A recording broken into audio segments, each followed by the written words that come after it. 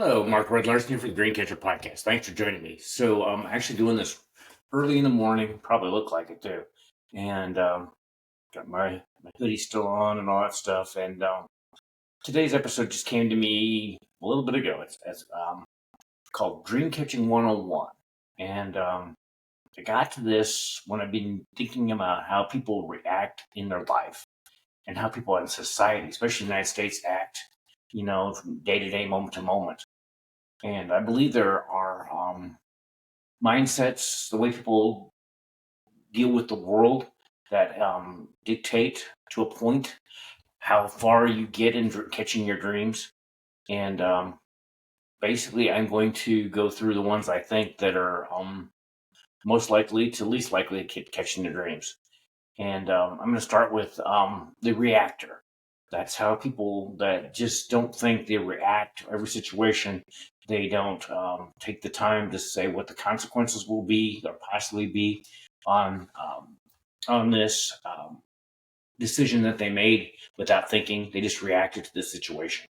And it's kind of like being in almost a car accident. You react, you have no time to think. You just do. And you know, there all these people probably could potentially catch their dreams, but I think the reactor maybe is least likely, in my opinion, because they don't think of what's going to be the consequences. They just go from moment to moment and day to day in their life, reacting to what the stimuli are. So, and you see that every day. People are not thinking about tomorrow. They're not thinking about next year. They're not thinking about the end of retirement if they retire into their life, and they just get through to the end of the day and rinse and repeat. And our society's kind of made a lot of people that way because we're so wound up because it's so hard, difficult to not be that way because we're on 100% of the time. We're always got something stuck in our ears or listening on headphones, or we always are on. And I mean, they're all things that are tools, but like any tool, when it's overused or abused, it becomes a detriment. And I think, like when I go to the Y, or in the gym, everybody's got their AirPods on or headphones on, and ignoring reality. They're in their own little world. They don't have to say anything to anybody. They think that they are they're oblivious to that they are part of reality, even if they try to ignore it. And I think that is so sad because they're missing so many people that would maybe potentially get them to catching their dreams or have an idea or just living their life without being on all the time. And most of the time I think it's basically ignoring, having not to deal with people. And that doesn't work. You're part of the world. You can do it for a while, but eventually that comes and bites you in the butt. And I would guess three-fourths of the people do have that when I go to the Y. And there's no music, no nothing that I need to be listening to. I need to be in the moment for working out or whatever I'm doing at the moment. Not unless you're listening to trainings for when you're working out, maybe. But most of them are not. They're listening probably to garbage music, which there's a lot of it out there. That's not good for your psyche. Um, Basically, there's a lot of stuff on TV too. I'm not going to go there. That's why Sean and I have a TV from 1996. We very rarely watch TV unless it's something that we get that is an old show that's actually wholesome. And you may think, it's just an old man. It's like, if that's what it is, it's what it is. But I don't put the garbage in, garbage out. And that's another reason why I think these people that are doing that are not going to get their dreams, because they're going to get garbage out most of the time. And they're not living their life. When you react, you're not living your life. You're reacting to the stimuli, and like I said earlier, and that truly is not living your life. Living your life is, to a point, the next group I'm going to talk about, the overthinker, and I think they're more likely than the reactors to get their dream life. Not much better. Pull that down there. Because, and I have been in the overthinker. I'm not so much reactor. I was earlier, but not to the point they are today. But I'm overthinking my brain does like to overthink. It likes to solve the problem. In fact, sometimes at night it's like, "Oh, we're going to solve this problem. How are we going to do this coming week?" In fact, I just did some of that for this coming week, and it's like when you become aware of it, you realize how much you do it. Um, and overthinking, I think, probably came from when we were cavemen, cavewomen, trying to survive. It's like, is there going to be, some animal that's going to attack me? Which at that time, yeah, it was good. Um, there's thinking and overthinking are two different things. Thinking is where I think the most likely person is going to catch their dreams, but overthinking, easier said than done to not do it. It is something that another thing I think our society pushes us towards, because it's like, I got to get this done, this done, this done, this done before 5 o'clock. And how am I going to get to do that? And what we don't realize in this society is what we allow continues. We think we are in bondage to the government, in bondage to our situation. And sometimes it feels that way. It definitely feels that way. But we all have a choice. It's like, I'm not doing this anymore. I'm not going to be that person anymore. I'm not going to do this. I'm going to chill. I'm going to enjoy my life. And you know what? And somebody's like, well, you're not going to bring enough money in. It's like, most of the time, if you're having to stress out and we're overthinking all that stuff, you're probably not barely bringing enough money anyway. So you might as well enjoy your life. And when you're enjoying your life, I have found God, the universe, brings in people, opportunities to help you get to the dream life. When you are aware, um, they're all around. When you're overthinking or reacting, you don't see those opportunities because you're just like deer in the headlight. Look and react. And we are all so much missing our lives because we are doing the reacting and overthinking. The government has kind of done that because it's easier to control people that way. And if you don't think the government's not been trying to control you, you need to think that, or think that again, not overthink it. Think it again, because they have been. Because they are easier to control when you don't have enough money. You're looking for, how to pay the rent, how to pay insurance, how to, especially health insurance, BS. Um, but yeah, and they want you to overthink. It's like, how am I going to pay those bills? How am I going to do that? And I'm going to go get another job. And then you're working 1,500 jobs. I mean, it's over exaggeration, but it feels like that. That's all you do is work. And I saw a lady the other day that had lost it, and actually she's waking up because yeah, you're not ever going to be able to work enough time to get all those bills paid satisfactorily. You're going to just, because they're going to keep on, they keep on increasing the prices of everything, and rent and house and a car. And some of that is correcting itself right now. And I think it's the beginning of a change here. But people are just like, I go, my sister's kind of that way too. It's like, well, she just bought a house and she's like, well, when I get all this stuff done, but, it's like, no, you're going to keep working because there's always going to be something that's going to keep you working. But yeah, I'm not going to go there. And she's not alone. And I've been in that camp too.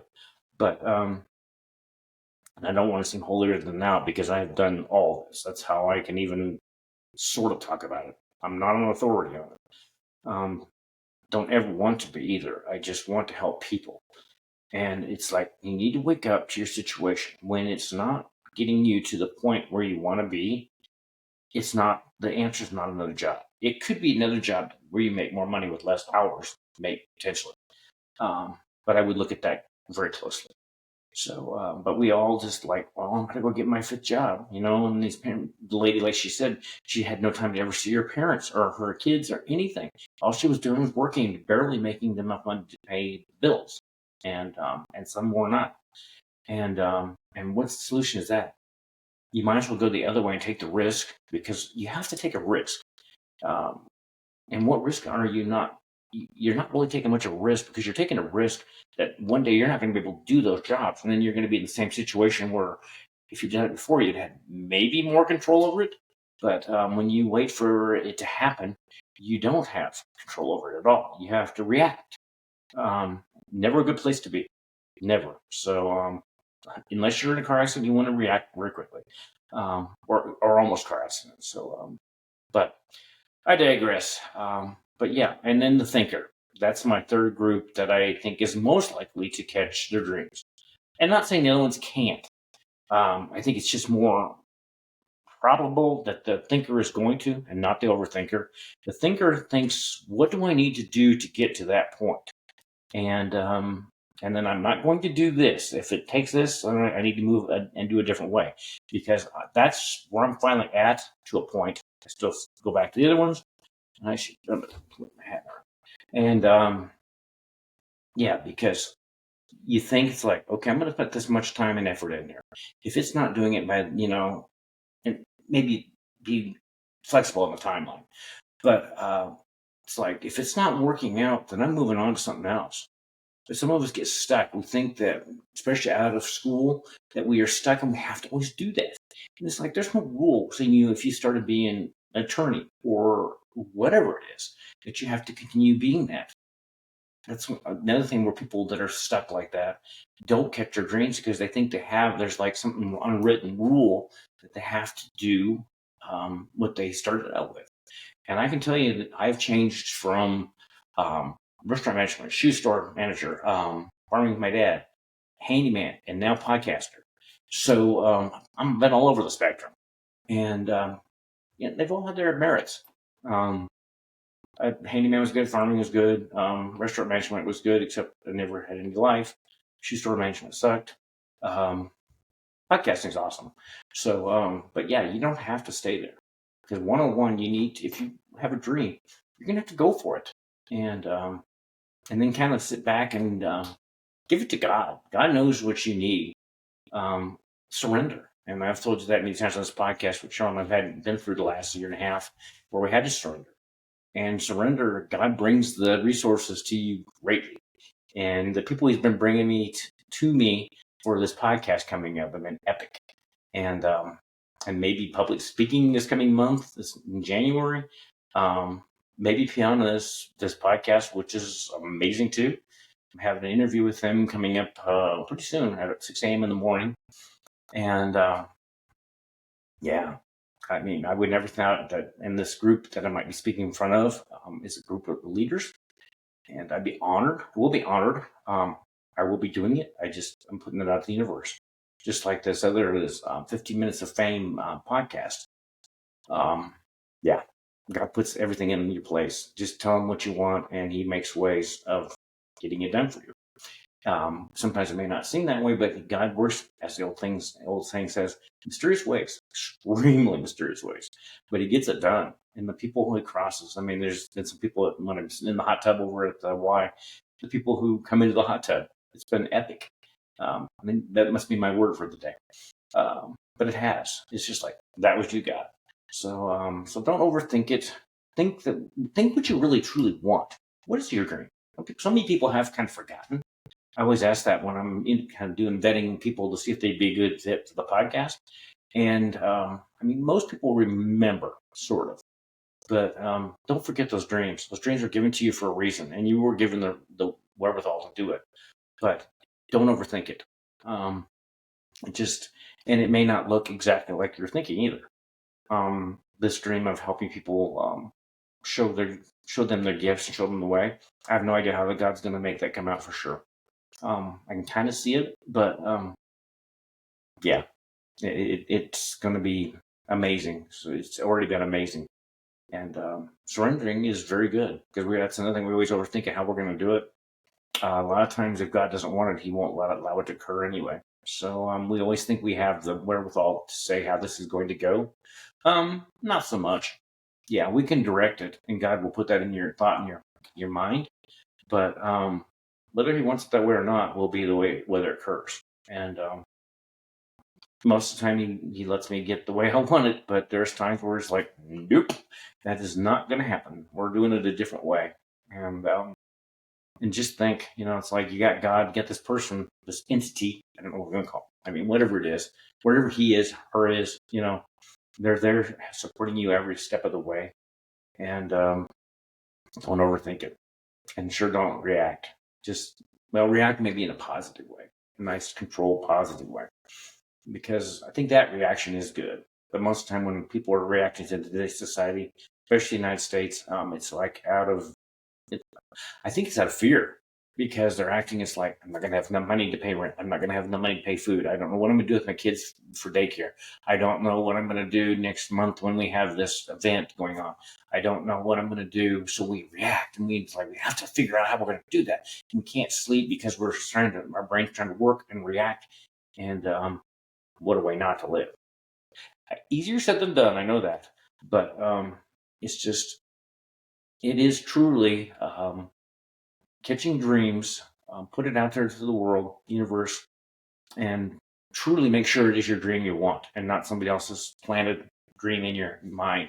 Because sometimes parents unwillingly put those into their children's heads, and the kids kind of do it because they kind of still always want to honor their parents' wishes. And in reality, you need to do what your dream is, whatever it is.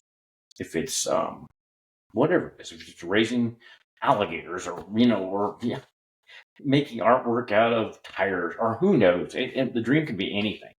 But just make sure that you don't react. Don't react. There's a good reaction, but don't overthink. Easier said than done. I've been there. And meditate. That's one thing when I go out and do my walking meditations, because I'm not one for sitting. Ask Cheryl. I am definitely not one for sitting. So that meditation, my brain's just like, nope, we need to get doing something. If I'm walking meditation, it works really well because I am doing something. I'm walking, but I'm thinking at the same time and hearing the universe and God, and seeing the beautiful. Because right now, it'll be a little cold, but I think it's supposed to be a beautiful day here. So I may have to get out and do a walking meditation. But especially compared to the one we had earlier this week, where it was cold and foggy and beautiful with the frost on the trees. There's always a positive to everything. Pretty much. Sometimes you have to look a little harder than others. But just think. It's like deep thinking. It's like, what do I want? How am I going to proceed? Is this in a godly manner, honest manner? Give it to God, and He will show a way. And He shows the way to me every day. And I tell people, it's like I work with God. I work for Him, and because He shows me the way. I've told you this before in the podcast, where He shows me the way. He shows me where I need to go for the day.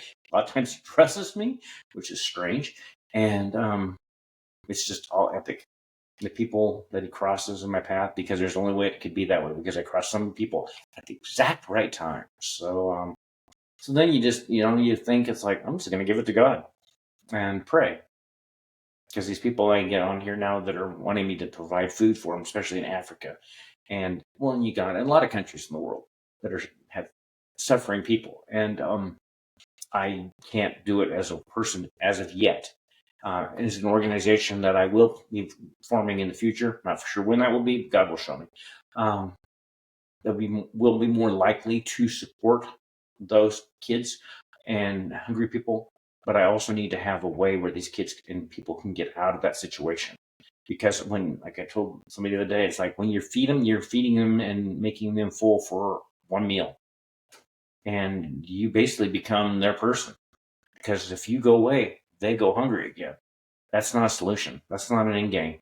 And there needs to be, and I know there's always a solution to everything. Sometimes the solutions are not easy to find, but yeah, you need to have a solution to taking care of all those orphans over in Africa, or in Pakistan, Uganda, wherever they're at. In the United States, the homeless people. Like I've said this before in the podcast, where we don't have an end game for taking care of these people. We walk around them. We might feed them in a soup kitchen, or it's kind of, I don't know, place that has food. But it's not solving their problem. They're back on the street as soon as they're done eating. And sometimes, oh my gosh, sometimes it's like, I can't believe how much pain some of those people have to be in, laying on that cement. Like I told you before, when we were down in New Orleans at the beginning last year, people with open sores. That's not a civilized. That's not a society that's civilized. The fact you can walk by that and not do something, and I think some of it is that we don't know what to do. But as we come together, and we will come together, we as a society have to deal with that stuff. Why are those people able to, and some people with mental illness, which is another thing that this country, especially this country, ignores. Pop a pill or something like that. We don't take care of anything really the way it's supposed to be in this country, very rarely. And I could get into that with the doctors having to deal with these pharmaceutical industry companies, whatever, that basically they're just looking at the profit. And I do think we need to go back to a non-profit um, type of healthcare. I think my wife was saying she looked at President Nixon took us off, put us into a for-profit healthcare system in '73, and it should have never been done. Should have never gone off the gold standard. Should have never had anything that deals with people's health and their life be profit. That's just pure evil. And I truly believe a lot of these pharmaceuticals, not all of them, there are some good companies out there, but I think these big companies are pure. They're not godly, and and then they always have this like, well, we can help you with your cost if you can't afford your medicine. It's like, of course they can. They're making so much money, they could definitely help you. And like I said, I feel sorry for the doctors having to deal with the other side of it. The doctors are not getting to do what they truly wanted to do, help people.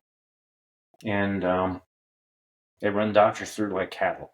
It's like you see them for 2 seconds and then on to the next person. I saw one, there was one somebody today said they had like 2,000 patients to see. It's like, oh my gosh, how could you ever do justice to that? So, but I digress, but just think how you're going to get and think what your dreams are. Because you didn't want one dream. How is that going to look? Visualization is how you get. And I'm a fan of manifestation. And people are thinking like that's woo woo. It is not. Manifestation comes about when you do your visualization with feeling, and you keep doing it over and over again. You will visualize it, whether it's negative or positive. And yeah, you can manifest anything. And it does sound like woo woo, and I would have thought the same thing. But manifestation does occur. And like I've said, we manifest stuff all the time. I can visualize like when I'm becoming more healthy. You wouldn't think that after Christmas because I've eaten way too much junk food, but you got to do it at Christmas, I think. And you don't have to, but I decided to. But I decided also to go back to where I was eating before and getting back on track here because sometimes people think, well, I fell off the track. Why not? Why just quit? Just quit then. It's like, no, because anything you do, you're going to fall off the track. You just need to get back up and do it again and again and again until you're getting to what you want. Like me being very physically healthy. I want to be muscular, not like weightlifting muscular, where those, bulky guys. But and show people that at 62, you can look a lot younger. And also, who decided that 60 was when you're getting old? I think it was probably our government wanting people to, and these drug companies and all this stuff wanting to, decide. Well, what was it when Social Security it was like people didn't live hardly at 65, and that's why they said it at that because they thought most of the money was not going to be paid out while we're living longer. But 60 is 65 is not. It's just like when you're 59 and the next morning you're 60. It's like you just didn't become old. You may in your mind think you're old, and that's where most people go wrong. Is they think they're old, and like I said, that's manifesting it. And I'm 62, and I feel like I was when I was 22, and I'm working with a lot of things that are going to be reversing age, and not potentially because I will keep aging. The age is going to keep going up, but potentially living a better as you age. Getting your hair back, getting less wrinkles, less joint aches and pains. There's so many things out there that are coming up with that are amazing, and but don't believe that you have to be old when you turn 60, and forget the BS of retirement. Unless you want to retire, go for it. I don't. I don't plan on ever retiring. I'm just going to keep doing this stuff that's kind of, I don't feel like I'm working ever anyway. And when you're in flow, it doesn't feel like work. But just ignore what most of the mainline media says. The media. I don't know if I would have said mainland or whatever. But just get out there, think for you. Don't think what else anybody else is thinking. What you want your dream to be. Go for it. Give it to God. Pray. Manifest. Visualize what that dream is going to look like when you get it, because you will. And especially when you can see it and feel it with such passion. But just don't do the reacting and the overthinking. And in overthinking, I still have problems with that one. Try not to react. It's easier said than done because sometimes when you're on the highway, it's like you want to react, but it's like, and what's that going to get me? These people react and then they're in an accident or they're beating up each other or somebody shot somebody. So that reaction really was a plus. It takes your life away completely. And you never know what that person next to you has. And a lot of people carry guns. So maybe you shouldn't react. So on that, I've gone on long enough on this Dreamcatcher podcast episode, but that's kind of how I think. I don't think reactors get their dreams much as people that just think. Overthinking, easier said than done not to do, but try not to do it. And just think, pray, and give it to God. So on that, thank you for joining me on this episode of the Dreamcatcher podcast. Doing this one, it's just starting to get light now. So go enjoy this epic Sunday, and the word is epic for today. So go have an epic Sunday, and epic every day. And we'll be talking to you soon.